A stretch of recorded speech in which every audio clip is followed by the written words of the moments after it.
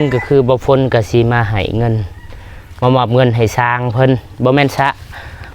างเนาะก็คือเจ้าของใหม่เนาะพี่น้องเจ้าของใหม่แปลนที่ทางแม่เพิ่นยังติดหนี้จำนวนนึงแล้วก็สิเอาเงินพี่พรให้เพราะว่าพี่พรเพิ่นได้ออกซอยส่วนที่เหลือเนาะพี่น้องเนาะออกเงินช่วยส่วนที่เหลือก็คือช่วยค่าใหม่ที่ว่าเพิ่นมาส่งในมือนั้นเนาะว่าสิเฮ็ดอะไรบัดนี้ไปเพราะว่าเขาจำเป็นต้องได้ใช้นะคันมือเฮ็ดเฮือนน้องน้ำฝนเพราะเท่าสิคิดเฮ็ดอะไร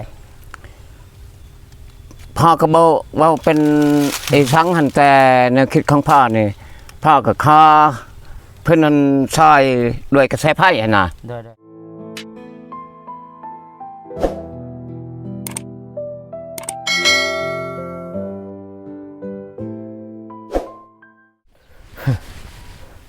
ได้แล้วป่ะโอเคพี่น้องเปิดภาพมาที่บ่าวฝนอีกมือนึงพี่น้องตอนนี้บ่าวฝนก็อยู่ที่บ้านน้องน้ำฝนอีกคือเก่าพี่น้อง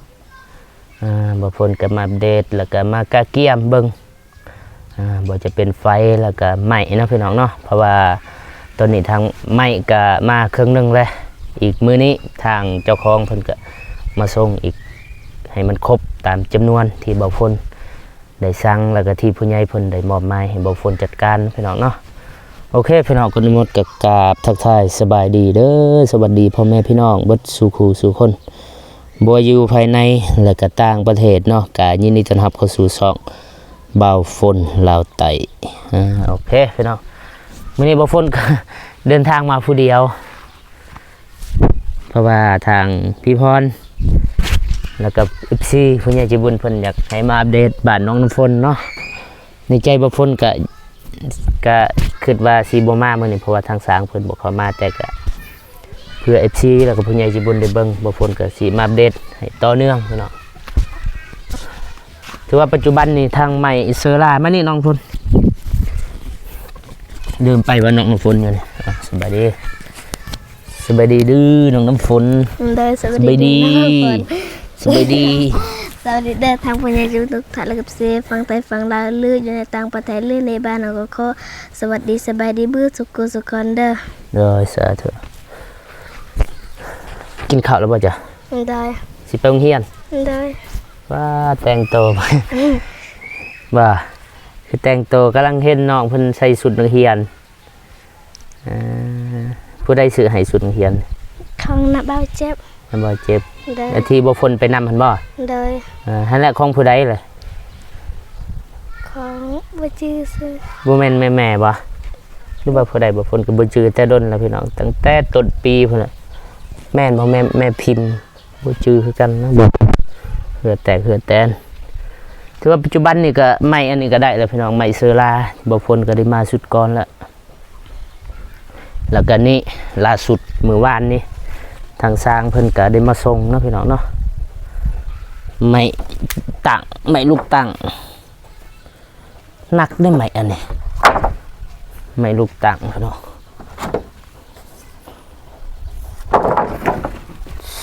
เท่าไรจักโตอยู่นี่40 ปลายเนาะในนี่ไม่ลูกตั้งก็คือเบิ่งเด้อย่านมันข้าง46ตามที่เพิ่นได้แจ้งมา46แล้วก็มื้อนี้เพิ่นจะไปเอาอีกเพราะว่าเดี๋ยวว่าเพิ่นสิบอกแต่ต้นก่อนเนาะเดี๋ยว14สิงงไม้ลูกตั้งก็คือไม้ออมแอมนี่แหละไม้ออมแอมเพื่อนเนาะพี่น้องก่อนเฮาจะใส่ไม้เซอร่าเฮาต้องเอาไม้ลูกตั้งประมาณนี้แหละเดี๋ยวบ่เพิ่นสาธิตให้เบิ่งน้องฝนนี่แหละนี่ประมาณนี้โอ้หรือว่าแบบนี้แหละนี่ปุ๊บแล้วเขาก็มาแอบทั้งหมดก็70โตหรือว่า70เซนเนาะทางสร้างเพิ่นกำหนดให้ก็คือทางสร้างที่จะมาเฮ็ดเฮือนน้องน้ำฝนเนาะเดี๋ยวถ้าลุ้นไปนำกันเนาะว่าสร้างคนนี้เป็นผู้ใดพี่น้องที่มาดำเนินบ้านน้องน้ำฝนอีกทางสร้างเพิ่นก็สั่ง70โตแล้วทางบ่ฝนก็ได้ประสานหาทางเจ้าของใหม่เนาะว่าอยากได้70โตแต่ว่าบ่ฝนมาเบิ่งแล้วก็บ่ฝนก็ได้สั่งให้เพิ่นมาเลื่อยก็คือ60โต 60โตแล้วเพิ่นได้มาให้มื้อวานนี้ก็46เนาะ46โตในนี่ยังอีก14เพราะว่าบ่ฝนสั่ง60ยังอีก14ก็คือเพิ่นมาส่งมื้อนี้อีก14พร้อมด้วยเสา2เสาเนาะก็คือเสาแบบแทรกออกไปทางนอกพุ่นต่อเติมก็คือทางลงแล้วพี่น้องมื้อนี้เนาะแล้วก็เพราะว่าเป็นหยังคือบ่เอา70เพิ่นว่าเพอบ่ฝนเห็นยังเรือลายอยู่นี่1 2 3 4 5 6 7 8 9 10อยู่เฮือนน้องฝนก็มีประหยัดงบนะพี่น้องเนาะตัวเก่าก็มีตัวใหม่ก็มีหยังก็ประหยัดช่วยกันแต่ว่าจำนวนใหม่ที่บ่ฝนได้สั่งมา60โตแล้วก็เสาอีก2เสาปัจจุบันนี้บ่ทันได้ให้เงินเพิ่นเนาะแต่ว่าตามบ่ฝนเบิ่งงบน่าจะบ่พอน้อยนึงเพราะว่าเงินน่ะบ่ฝนก็ยังอยู่แล้วก็สิมาแจ้งให้ FC ได้ฮู้เนาะก็คือก่อนมือก้อนๆพุ่นแหละมือที่ทางไอ้น้องทางไอ้แดงมาส่งไม้แป้นก็คือยังติดหนี้ทางสร้างแดงก็คือทางไอ้แดงอะไรไม่ค่าไม้แป้นนะพี่น้อง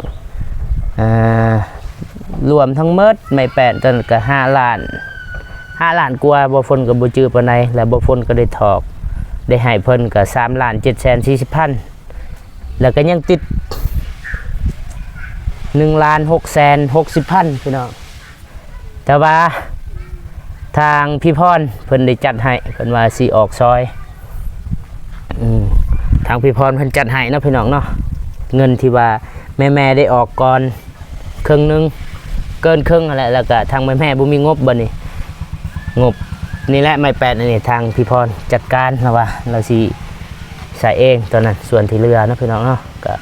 ขอบใจทางพี่พรเนาะแล้วก็ยินดีกับน้องน้ำฝนพ่อเฒ่าเฮ็ดหยังได้พ่อเฒ่าพอดีไฟอันนี้เดียวสิเพราะว่าไฟอันนี้เป็นไฟของพ่อเฒ่านะพี่น้องเนาะไฟที่ต่อเติมมาเฮือนน้องน้ำฝนเพราะว่ามื้อนี้เบาฝนก็สิมาเบิ่งอันนี้แหละเตรียมความพร้อมเนาะก็คือก่อนเฮาจะเฮ็ดเฮือนต้องมีไฟก่อนแล้วแต่มาเบิ่งสายไฟนี่ปลั๊กไฟก็อยู่นี่เนาะฮอดปึ๊บแล้วแต่ว่าเบาฝนสิไปหาเจ้าของไฟก่อนพี่น้องไปน้องน้ำฝนเขาเดียวไปหาทางพ่อเฒ่าก่อนสิไปขอไฟเพิ่นก่อนพี่น้องต้องได้อนุญาตนำเพิ่นเบิ่งสิเบิ่งก่อนได้อยู่สายไฟมีแหละ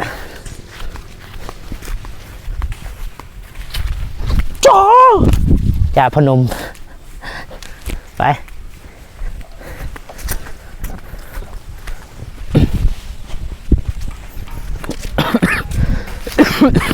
พอเท่าดุเด้เบิ่งข้างมันจะปริบมันไม่เลยกว่ามัน อันนี้มันนาพอเท่าหมดเลยบ่แม่นฮอดพุ่นเด้เพียง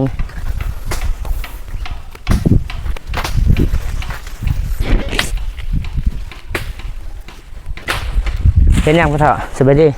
ไว้ดิมาทำข้าวหน้าไปเบิ่งเฮ็ดเป็นนำพระเฒ่าชาวนาเฮ็ดนาให้มันงามให้มันจบมันเชื่อนี่นี่เฮาจุดให้มันดินมันงามคันว่าเฮาบ่จุดนี่ดินบ่งามขึ้นในนี้เด้เขาเฮ็ดเขาทางหน้าแต่มันหน้ามีแต่บ่มีผลเฮ็ดหยังตัว นี่เขากองดันพื้นเฮ็ดพื้นดังไฟเฮ็ดพื้นดังไฟหั่นคนเฮานี่มีคือแบบนี้อันละเฮาเฮ็ดสร้างหั่นเฮาบ่เฮ็ดเฮาบ่สร้างเฮาบ่ได้ต้องมีการเฮ็ดการสร้าง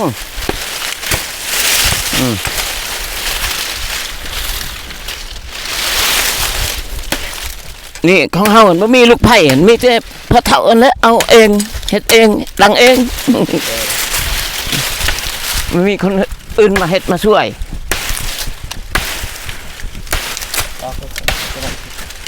เนี่ย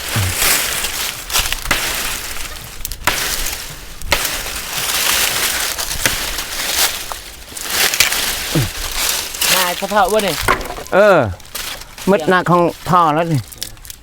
ขอรบกวนเวลาก็ได้พ่อเฒ่าโดยอันนี้ก็เป็นยังเ ตัวนี้นึงตัวนี้บ่เพิ่นจะเป็นงานทางพ่อเฒ่านะพี่น้อง ก็คือมารบกวนเวลาเพิ่นคราวหนึง โดย ก็สิมาถามเรื่องไฟก่อน อืม ไฟฟ้าที่ว่าพ่อเฒ่าได้ไฟพ่อเฒ่าบ่มาต่อเฮือนของน้องฝน โดย เพราะว่ามื้ออื่นมื้อฮือทางสร้างเพิ่นก็จะมาเฮ็ดเฮือน โดย เฮ็ดเฮือนก่อนเฮาสิเฮ็ดเฮือนมันต้องมีไฟ แมน แม่นมีไฟแต่ว่าตอนนี้บ่ฝนก็เห็นอยู่ไฟแต่ว่าสิมาถามพ่อเฒ่าบัดนี้เนาะ โดย มาถามมาพอสิเฮ็ดอะไรบัดนี้ไฟเพราะว่าเฮาจำเป็นต้องได้ใช้อะนะคันมื้อเฮ็ดเฮือนน้องฝนพ่อเฒ่าสิคิดเฮ็ดอะไร พ่อก็บอกว่าเป็นไอ้สังหันแต่แนวคิดของพ่อนี่พ่อก็ขอเพิ่นนั้นซอยด้วยกระแสไฟอะนะ โดย คือนั่นน่ะ เสียค่าไฟซอย ในขณะที่ว่ากำลังได้เฮ็ดเฮือนเนาะหรือ โดย ก็คือเฮือนน้องฮานนั่นแหละพี่น้อง โดย ถ้าว่า FC หรือว่าพี่น้องที่ว่าเคยได้ติดตามบ่ฝนก็คือ ในขณะที่เฮ็ดเฮือนน้องฝนก็อยากให้ทางน้องฝนรับผิดชอบ โดย ค่ากระแสไฟ โดย ประมาณนั้นเลยพี่น้องก็คือเฮือนน้องฝนมีแต่สำนันบ่เอาตรงๆเว้าแบบ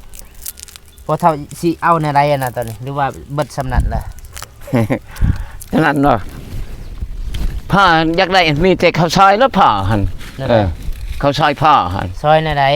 ซอยก็เป็นเงินนั่นสำไรสำอันนั้นน่ะเพียงเวลาตอนนั้นน่ะ ในไรบ่ตุกบ่เพิ่นบ่เข้าใจซอย บ่เข้าใจบ่ ซอยได้ซอยค่าไฟให้ซอยเสียค่าไฟนะพ่อเฒ่าบริเสียในเดือนหนึงหรือว่า2 เดือน ก็เสียสำนันนั่นแหละคันว่าคนอื่นเนี่ยพ่อบอกแล้วเขาไล่หันให้พ่อหัน เลย นักข่านะ เลย แต่มันเป็นคนอื่นนั่นคนเฮาเองหันพวกอันนั้นหันกระซอยพ่อแม่เฮาหันกระซอยเรือคือกัน เลย คันว่าคนอื่นนี่มีแล้วนักข่านักคมมัน แม่นเข้าใจอยู่พ่อเฒ่าก็ได้ซอยตลอดนะน้องๆคน เป็นนั้นเด้อ เลยมีแต่เฮาก็ซอยเสียค่าไฟให้เพิ่น ในขณะที่กำลังเฮ็ดเฮือนหรือว่าซอยสดเชยให้เพิ่นอีกเดือนหนึงก็มีแต่ ก็ดีใจเฮา ถ้าว่า FC เพิ่นมีน้ำใจก็ เทื่อพ่นจนแล้วพุ่นแหละก็ถ้าเบิ่งนํกัน โดย ถือว่าร้อยเนาะให้น้องคน แม่น ดำเนินเฮ็ดเฮือนได้ แม่น พ่อเฒ่าอยากให้มีปัญหาตาม แม่น คันว่าพ่อเฒ่าโอเคก็โอเคเนาะเพราะพ่อเฒ่าเพิ่นก็ใหญ่แล้วพี่น้องบ่แม่นเด็กน้อยโอเคขอบใจพ่อเฒ่าน้องพลขอบใจพ่อเฒ่า ได้เข้าใจ ขอบใจเฮ็ดเวียกต่อพ่อเฒ่าให้ซอยบ่คือสิบ่ให้ซอยดอก มาให้ค่อยแล้วเพียงนี้ พ่อเฒ่าไม่ ลืมขอบใจเด้อบ่ยากบ่ยุ่งเนาะพ่อเฒ่าคนง่ายบ่ฝนก็คนง่ายอีก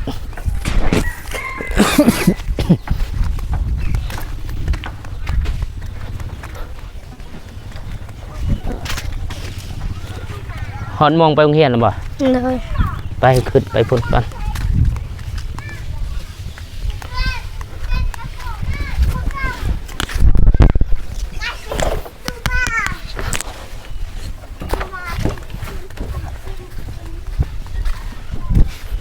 ยืนนี่ก่อน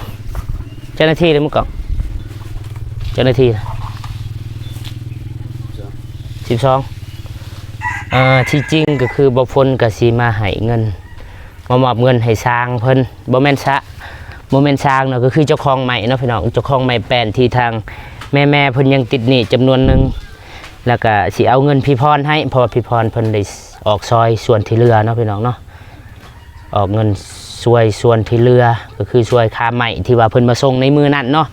ถ้าหากไป FC ได้ติดตามบ่ฝนก็น่าจะเห็นแล้วก็น่าจะหูนะพี่น้องเนาะแต่ว่ามีแต่ว่าฝนสิมาแจ้งก่อนว่ามีแล้วเงินส่วนที่เหลือหรือว่าส่วนที่ติดหนี้แต่ว่ามืออื่นมือฮือทางสร้างแดงทางสร้างเพิ่นจะเข้ามาบ่ฝนก็สิมอบเงินจำนวนที่ติดหนี้หั่นให้เพิ่นเนาะเพราะว่ามื้อนี้เพิ่นบ่ได้เข้ามาพี่น้องแล้วก็มีแต่ไล่ค่าใหม่มื้อต้นแรงเพราะว่าทางเจ้าของใหม่เพิ่นมาส่งอีกมีแต่ไล่อยู่หั่นเนาะเพราะว่าตอนนี้ทางเพิ่นก็บ่อยู่ก็บ่เป็นหยังพี่น้อง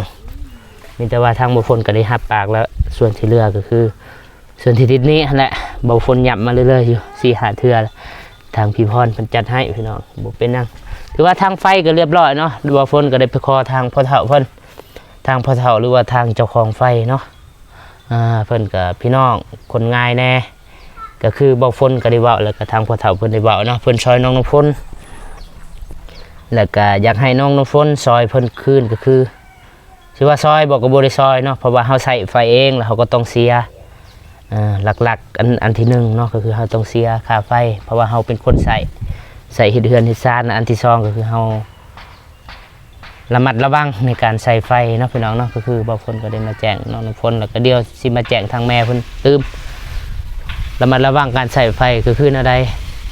ก็คือบ่ให้บนใดมันขาดมันหัวมันเฮาก็ต้องได้แปลงได้ซ่อมเนาะพี่น้องเดี๋ยวมันเกิดอันตรายมาแล้วก็มันจะกลับมาหาเจ้าของไฟพี่น้องบ่าวฝนก็เข้าใจแต่ว่าบ่าวฝนก็นับถือน้ำใจทางพ่อเฒ่าเพิ่นเนาะก็ได้เห็นซอยเรือผ่านมาก็ได้ซอยเรือทางน้องน้ำฝนมาตลอดเนาะทั้งพ่อเฒ่าเพิ่นคนเว้าตรงบางเทื่อบ่ถือครูบ่ถือครูฟังบ่ได้นะคือ FC หลายคนก็ตามบ่าวฝนคือบ่าวฝนอยู่นำกันบ่าวฝนฮู้คนเว้าแบบนั้นแต่ว่าจิตใจเขาบางเทื่อเราเว้าบ่ถูกใจคนอื่นหรือว่าบ่ถูกครูคนอื่นแต่จิตใจเราดีเนาะบ่าวฝนเข้าใจแล้วก็น้องฝนก็บอกใจ FC แล้วก็ผู้ใหญ่แล้วก็พี่พรเพิ่นขอบใจพี่พรเด้อโดยก่อนอื่นเราก็ขอขอบคุณทางแม่พรแล้วก็แม่